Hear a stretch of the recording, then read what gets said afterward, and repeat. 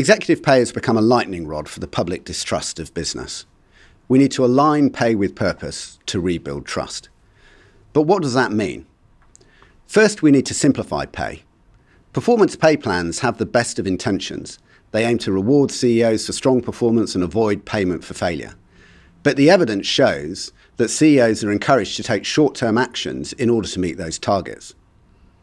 On the other hand, CEOs that are significant long-term shareholders in the business perform better and their companies deliver better value over the long term for all stakeholders.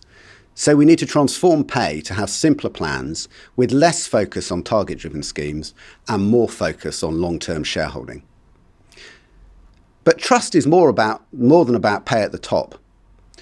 We also need remuneration committees and boards to take greater account of pay fairness across the organisation.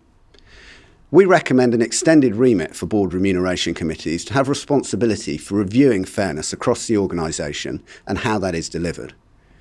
This should be done through a fair pay report and a requirement for remuneration committees and boards to ensure that appropriate engagement takes place with employees on that. This combination of broadened accountability, reporting and engagement will make remuneration committees and boards take the issue of fairness much more seriously and with much greater consideration than they do today. But there's more we need to do. We need to make sure that the disclosure of pay properly represents performance. At the moment, the impact of performance on an executive's shareholdings is completely ignored.